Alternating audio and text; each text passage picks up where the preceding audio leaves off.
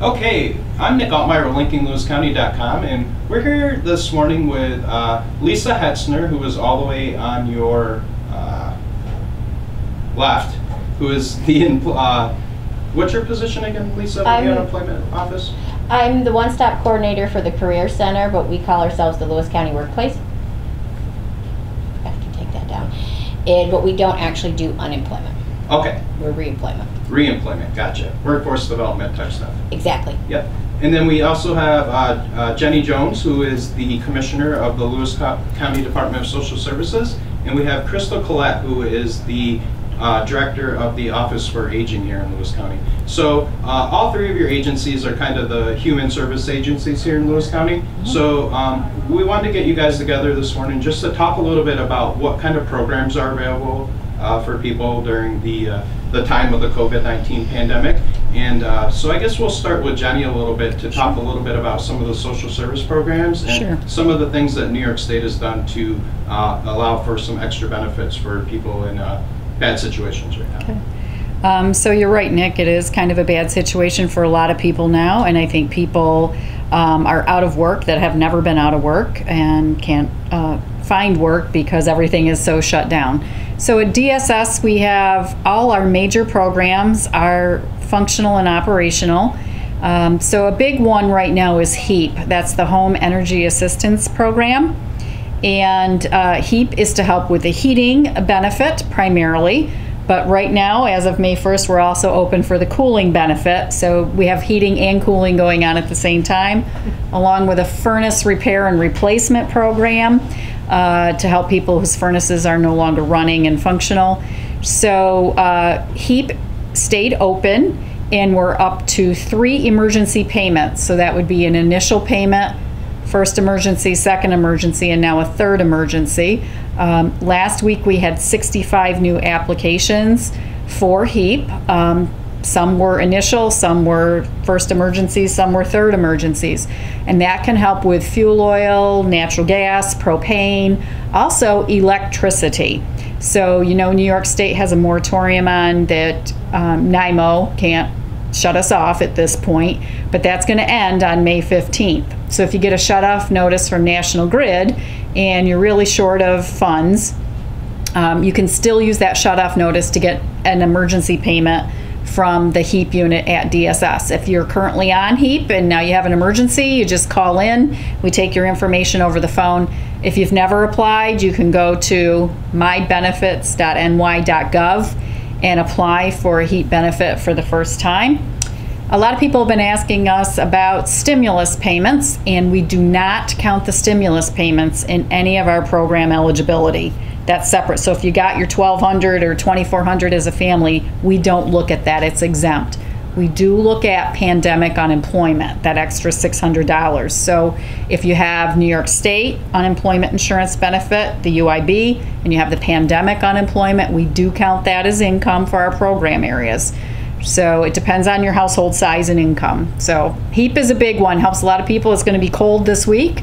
Again, it was so nice this weekend. SNAP benefits.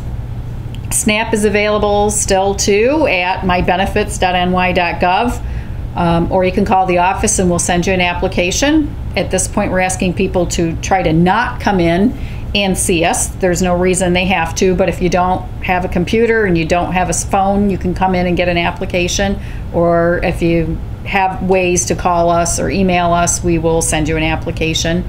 And for SNAP, the federal government allowed New York State to issue a supplemental benefit that was distributed over the last 2 weeks, and that benefit moved everybody up to the maximum household allotment for SNAP.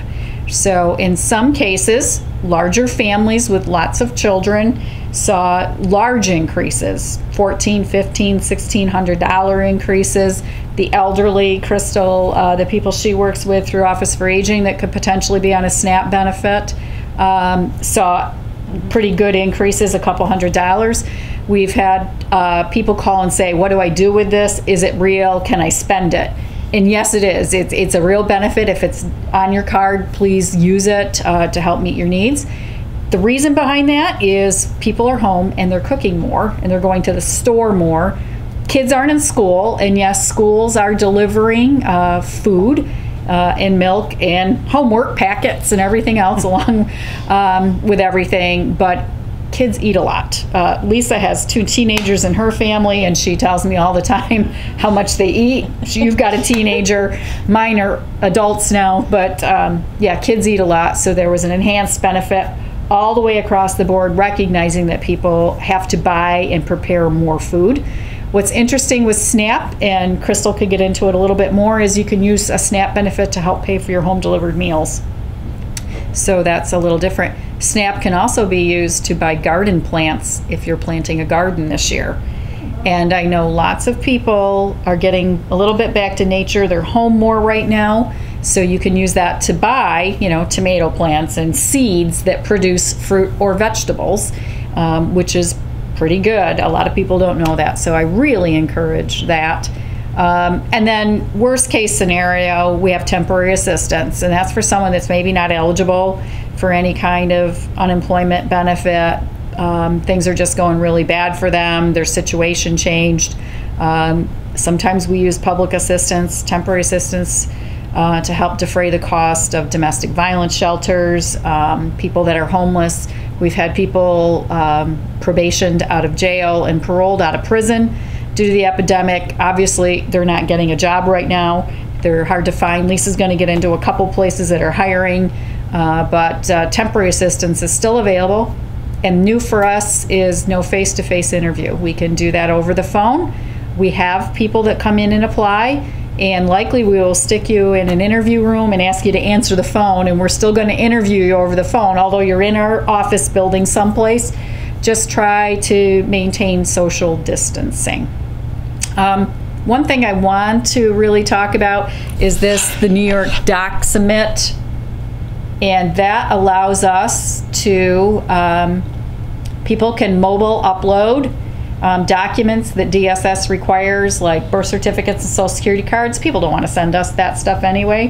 Now there's an app, and you can download the app at the App Store for free and then submit these documents to us. That's been going really good, and it really speeds up the process. We have a lot of our examiner staff working from home. We just have a few that rotate in every day. So if this stuff is uploaded, it's in our imaging system, and they can process and do their work right from home. And they're going to call people from their house. It'll still look like a DSS number now, but they're doing interviews right over the phone, right from their home to yours. So that's what we've got going on. Was the additional SNAP benefit a one-time shot, or is that something that people will see monthly for the next couple of months? That was a one-time shot right now. There is another supplement that should be coming out. I can't give you a date certain on that, and that is for every family that gets free and reduced lunch benefits across New York State. The issue that's taking so long is many people that get reduced lunch have not applied for SNAP, so they don't have an open SNAP case. So trying to figure out how you issue benefits to cases that aren't open to people that haven't applied has been a bit of a holdup. And that will be an extra $7 per day per child for every day school is closed and it should have been open. So that could be a significant amount of money, but it is a very hard to process benefit. Right now, New York State is trying to match those demographics across 700 different school districts in order to issue the benefit, and then issue a card to people that maybe have never had one and don't know what it's used for. So there'll be another supplemental benefit coming out. And has your office noticed any situations where maybe with people getting the enhanced unemployment benefit, is it affecting their qualifications for some of these other programs like SNAP and medical help and things like that? Yes. So I know last week I mentioned we had 65 applications for HEAP. We did have a family that was not eligible because of the pandemic unemployment amount they were receiving. So what's important to know about that with pandemic unemployment is if you haven't technically received it yet, because we know some people have been waiting weeks to get that, then we can't count it unless you've actually received it. So if you've applied for pandemic, haven't received it yet, and you're right in between, now's a good time to apply. Get in front of that to help yourself out, because come July 31st, when that pandemic unemployment ends, we call it a benefits cliff. And if you're not back to work, that could be very dramatic, change in your lifestyle. So, use what you can right now. HEAP is federal money. SNAP is federal money. So, I think it's important to use up those federal benefits. They really don't affect our local taxpayer dollars like temporary assistance does. So it's a good revenue generator here for the county. Okay. And turning to Crystal, Crystal, the Office for the Aging, obviously your office is dealing with one of the more vulnerable populations for the COVID-19 pandemic. So can you just tell us a little bit about how you're taking care of the older residents here in Lewis County and some of the programs available for them, and how you guys are keeping track of them and making sure everyone is staying safe and has what they need? Yep, sure, Nick. So we've been really concerned about our older residents from the very beginning. Right at the beginning of March, we all began to learn the impact of COVID-19 on older residents and those with compromised health conditions. So that certainly has been our focus this whole time. I'm going to talk a little bit about our normal operations first and then tell you what we've adjusted for COVID. So the Office for the Aging and New York Connects provides support to our community, to people as they age, and recognizing our changing needs for long-term care. So our nutrition program is our main focus right now, and it always is. But when we closed our congregate meal sites at the beginning of March, we have continuously been adding to our home delivered meals program, and so that's about doubled. Our caterer, Fred McManus, is working in partnership with our team at OFA to make sure that everybody who needs a home delivered meal gets it. So we're delivering 1 day a week right now to limit contact with our recipients and to ensure the safety of all of our drivers.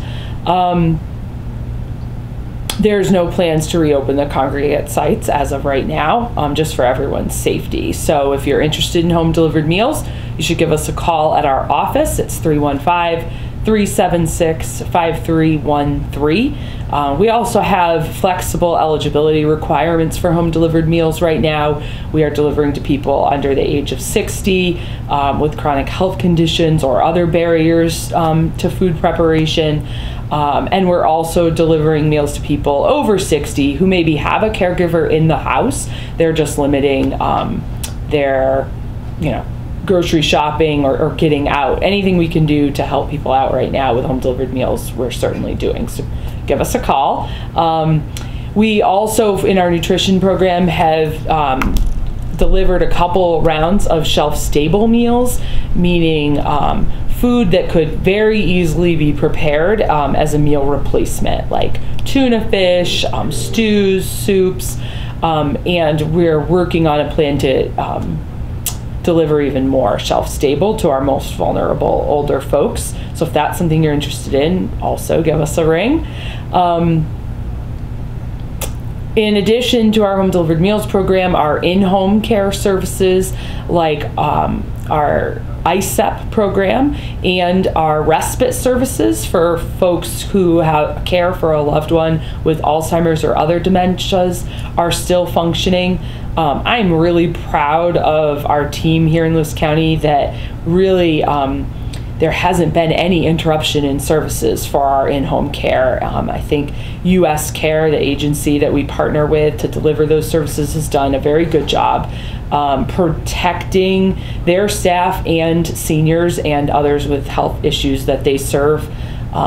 They've worked in partnership with the county around protective equipment and training. A few folks have discontinued services during the pandemic just to be on the safe side, but in general, we've continued adding people to care post-discharge from the hospital, and it's a really wonderful service. We've also added a new contractor here in the county who's delivering that care for us, and they're an organization based in Watertown called Seniors Helping Seniors. So we're up and running and adding people to those important programs. other programs at Office for the Aging, like our health insurance counseling and our New York Connects program that provides advice and assistance to folks with long-term care planning.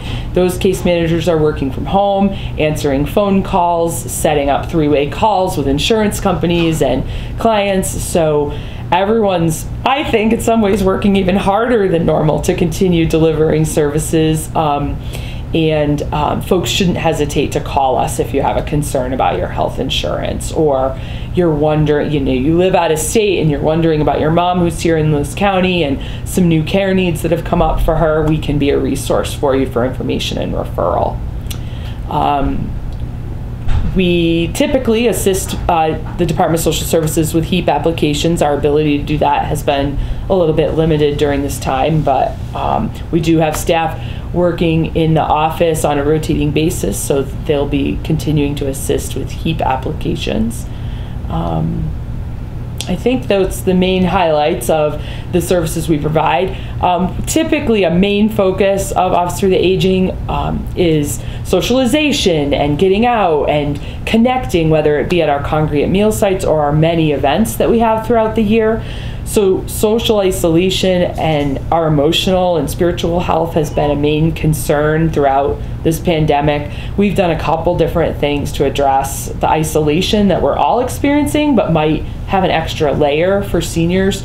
We're doing telephone reassurance calls with the help of an amazing crew of volunteers and staff. So we have a list of folks that we're talking to twice a week, and then a list of folks that we're talking to every other week. And we've also partnered with a couple faith-based groups across the community, and if seniors identify during that telephone call that spiritual support is something that they could benefit from, we're linking up seniors to spiritual support that meets their needs, or emotional support. So we also have some mental health professionals in the community who are touching base with seniors on a regular basis, who've identified, maybe like so many of us, an increase in anxiety or other pre-existing struggles that we might have that might be feeling a little extra amplified right now because you're not able to maybe get to your therapist the way you normally would, or the stress of everything that we're all experiencing is causing some need for extra support right now. I think that's sort of the highlights on what we're doing and what we normally do and how we're operating right now. Right. And I know your office has been involved in some setting up and helping with some of the volunteer projects that we've seen around the community. So if you could talk a little bit about, I know the mask distribution program has been a hugely successful program here. And your office has done a lot organizing, collecting the masks, putting together the distribution schedules. And the other thing is too that there's been groups of volunteer organized for just running errands for people, getting groceries, going to the pharmacy, especially with the elderly segment. So can you just talk about both of those initiatives and what role they play in the community?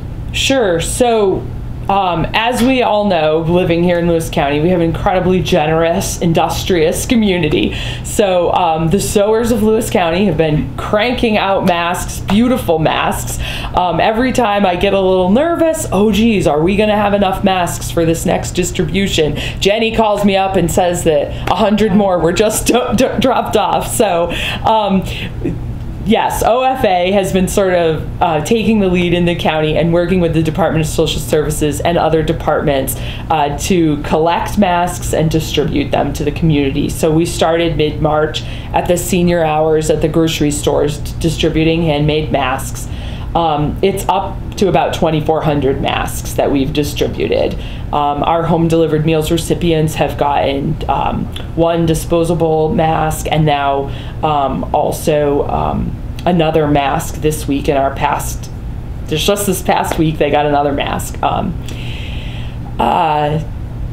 we want to support the public to, follow the governor's executive order to wear masks for the protection of our whole community. So, some people aren't liking wearing the mask. It's restrictive, it's hard to breathe, it's hard to talk. I notice it's hard to make eye contact when we're wearing them. It might make you feel self-conscious. But the reason OFA has taken the lead in this mask project is because if I wear my mask to Walmart, it helps keep everybody around me safer. If I happen to be a carrier of the virus and I don't know it, and I cough, or my droplets end up on the cart that I'm pushing. So that's why, to me, it's been so important to make sure for our whole community's health, but especially our most vulnerable populations, that we're all wearing a mask when we're in public, and I anticipate that will continue into the future. So folks should keep an eye out on Lincoln Lewis County and OFA and DSS's Facebook page for our weekly mask distribution schedule. And I anticipate in the week ahead and weeks ahead, we will be distributing even more masks to the community, so that everyone can maybe have a few masks to wash when I get home tonight, and then have a fresh mask to use if I leave the house tonight. The important thing to remember about masks is that we should, use a mask when we have to be out in public, but right now we should still be socially distancing and staying home. And in that effort, at the very beginning of the pandemic, Jenny and myself and a couple of the superintendents got together, and Todd Green. Yeah, Todd Green from Beaver River. And Scott Mathis from the food pantries got together and created the volunteer delivery program. So you can call 315-376-5400, and there's been well over 100 referrals to that service. What was really cool is through the use of social media, we've had people call concerned about their parents here in Lewis County, but they live in another state. I don't want mom to go to the grocery store. Great, we've got people, this whole cadre of teachers and support staff at the schools, and man, they're right on it. We said a 3 business days. Everyone's been done in less than a day. Yeah, usually within hours of the call, and it's worked out really well. To get stuff to people. It's it's pharmacy, it's groceries, it's bank. Folks going to the bank cat for food, folks. banks. And remember, all these people are cleared and background checked because they work at schools. So it was a really quick build up to have them available. And I can tell you, those volunteers just love running those errands. Makes them feel very, very helpful in this time when we all want to feel helpful. Pat Fralick couldn't join us today. She's working remotely from home, but our Director of Community Services also has information out throughout the county. Crystal referenced anxiety and isolation and a little bit of depression. We're starting to see an uptick in some domestic violence situations, child protection services, adult protection, and Pat has put together quite a list of information for people to use throughout the county. Because DSS is open and we still have people working every day, that 315-376-5400 number, they can give you numbers to whatever you need, the emotional support line, the local transitional living services that's functioning, and anything else that you might need. Pat's done an outstanding job working from home, getting that information out and available. So we know Crystal's very focused on seniors and those with disabilities, but we know this can affect people in very different ways. We end up coming into work and feeling engaged with each other either through the phone or through Zoom or through, running into each other in the hallway a little bit. We have a lot less people here, but if you've not left your house in 60, 70 days, I can see how that can really start wearing on you. So please use those services. All right. And we haven't forgotten about you over here, Lisa. So as far as people's concerns with, the job market and the economy and wanting to see things reopen and things like that, if you, from an employment specialist perspective, can you tell us some of the industries that have been most impacted here in Lewis County? Obviously, as a smaller rural county, we probably don't have a ton of super non-essential businesses. A lot of what we have in a rural county is essential to our everyday life. So outside of the bars and restaurants, have there been other major industries to be impacted? And what industries are actually like hiring right now? Sure.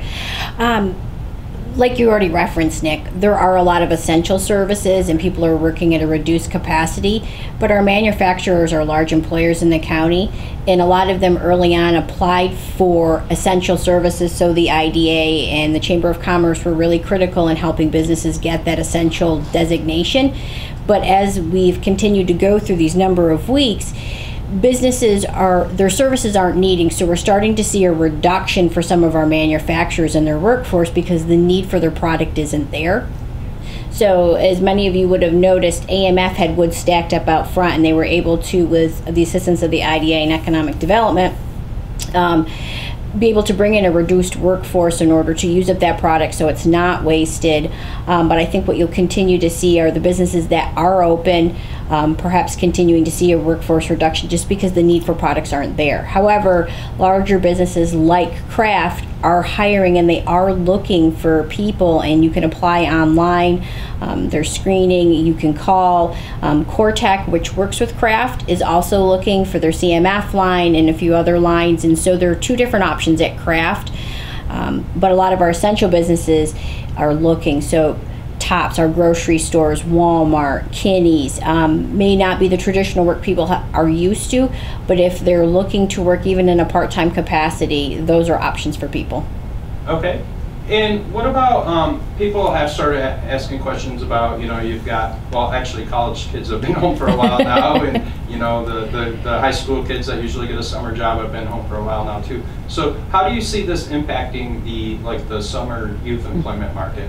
I'm going to have a Zoom call coming up later this week or early next week where we're talking. I've been in contact with the state a number of times in early indications in April where we're going to run our summer youth program.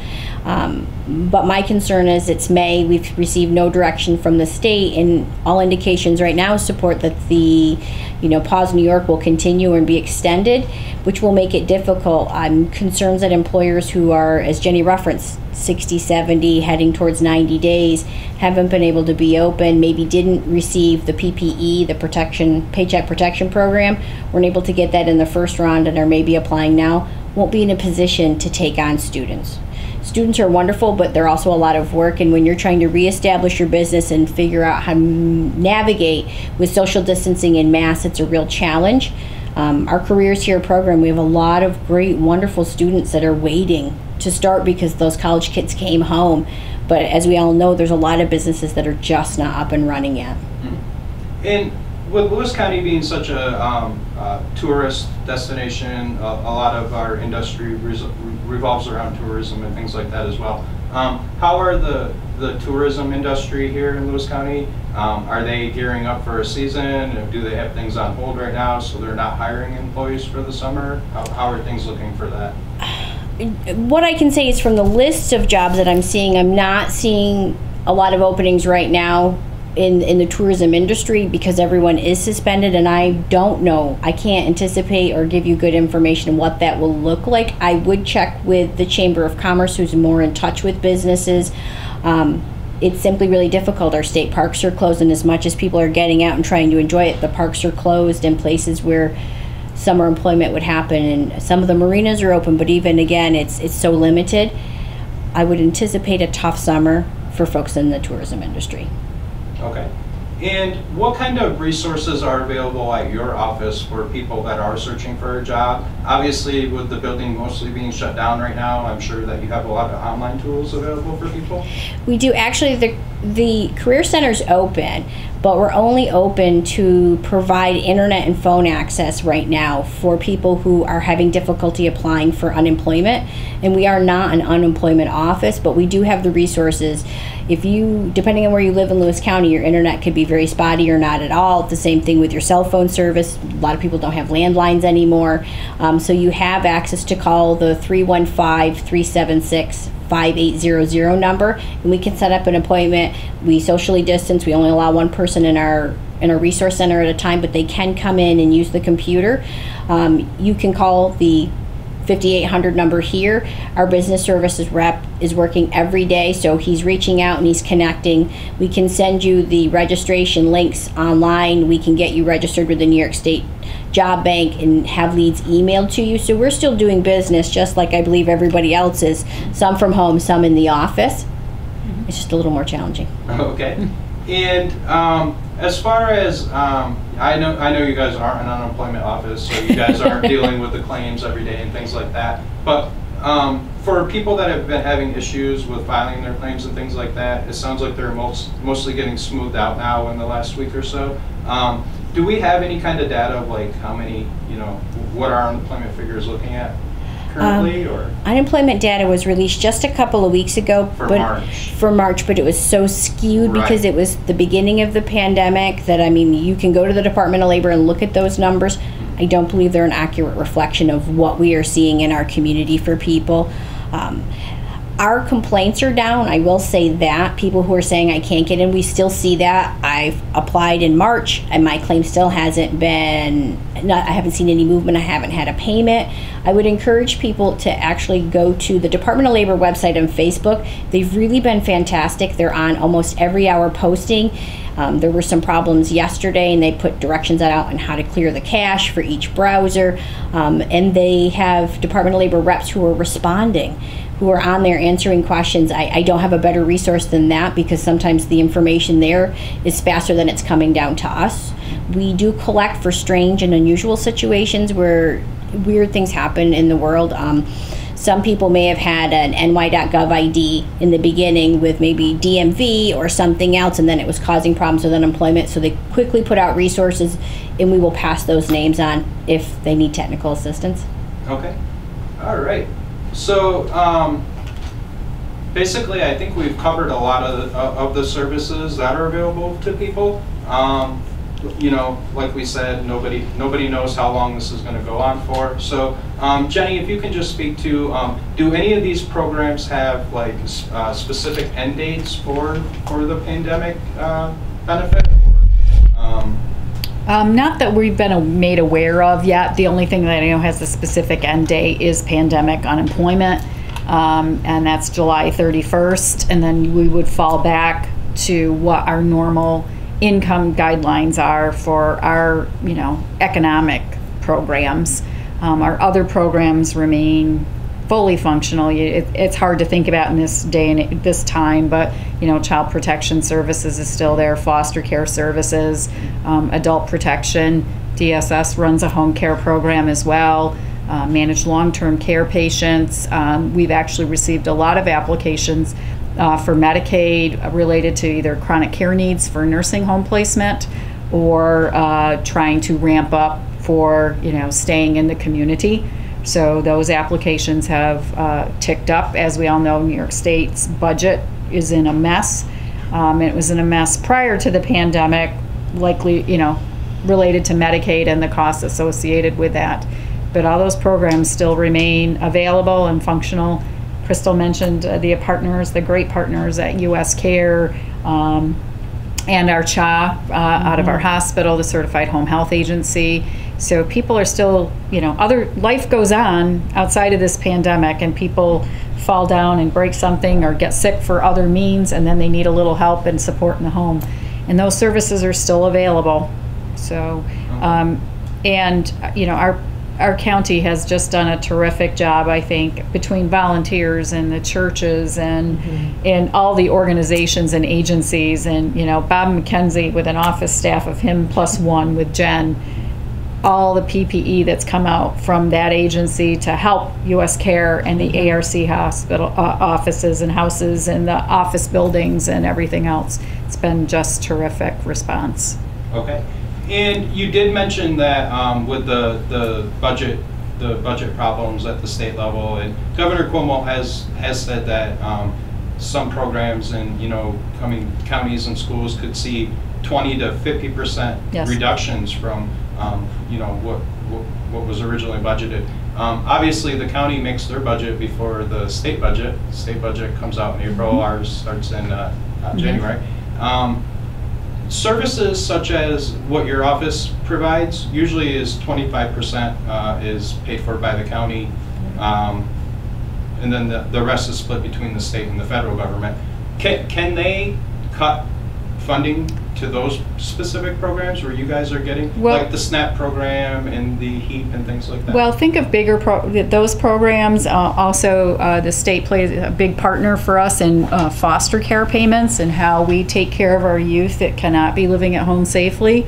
The short answer is, of course they can. How they're going to do that, I don't know. If they're going to use, an X-Acto knife, or they're going to use a machete and see what's left for us. What's interesting for us is the federal government kicks in a lot of support to keep our offices functioning. So if you think of a SNAP, all the SNAP benefits are all federal dollars, and the feds pay for 50% of our SNAP workforce. They pay half of that cost. The state pays nothing for that. So it's a very convoluted process at DSS. We talked about very broad program areas, but there's all a ton of subcategories of what we discussed today, and how that's reimbursed changes, or it's different by each program area. So there's more to come on that, I think, as we get more guidance and more information to understand what that looks like. But it is a scary prospect, absolutely. The initial budget did call for some changes to Medicaid, not necessarily a little bit of tweaks in eligibility and look back periods, but what would be covered and maybe not covered, and tightening that up, rate reductions across the board. Of course, we know our healthcare system, oddly enough, is not busy enough right now. So along with that, we do help with Medicaid for people that do not have income. Otherwise, you can go on the New York State of Health and apply if you've lost your health insurance during the pandemic. But if you have health insurance, we certainly encourage you to use it to get your preventive medicine measures taken care of, and to make sure you're keeping appointments, getting your blood draws, making sure you're as healthy as you possibly can be with all this craziness that's going on around us. So health insurance is super important. All of that went up online a couple years ago. If you have trouble, you can call our 5400 number, and they can try to walk you through it or connect you with someone that can enroll you, facilitate an enroller much easier. Okay, so just to be clear, the services you provide are all state mandated services. Correct. So regardless of the state, if the state cuts funding on these are still services that your office is. You still have to provide the services. That's whether, right. or with or without the state funding. Correct. Okay. Unless they go ahead and change the Constitution or some state laws and regulations. But right now, everything has been focused on waivers to allow more people to be eligible, to make it easier right now, which is the absolute correct response. People are in a panic right now. We have a pandemic. What that looks like and tightens up after pause New York is unpaused. We'll wait and we'll see. I think it's too early to tell. We're not going to go start the engine up and everything opens all at once. How does that phase in, and how does that help our economy? Especially, as Lisa referenced, with tourism down, we're a big tourism location. We are. Nick, would you mind if I just add that although we talked about some of the maybe negative experiences that businesses are feeling, businesses are prepping and preparing, and they're having a lot of dialogue about how do I reopen and how do I get PPE, and so they are excited and they're ready. And I want to make a pitch that if you are looking to update your resume, want to practice your interviewing skills because you've had to apply for unemployment and you're looking for a career change after this, the services of the One Stop are still here for that, and we have people ready to do it with you over the phone.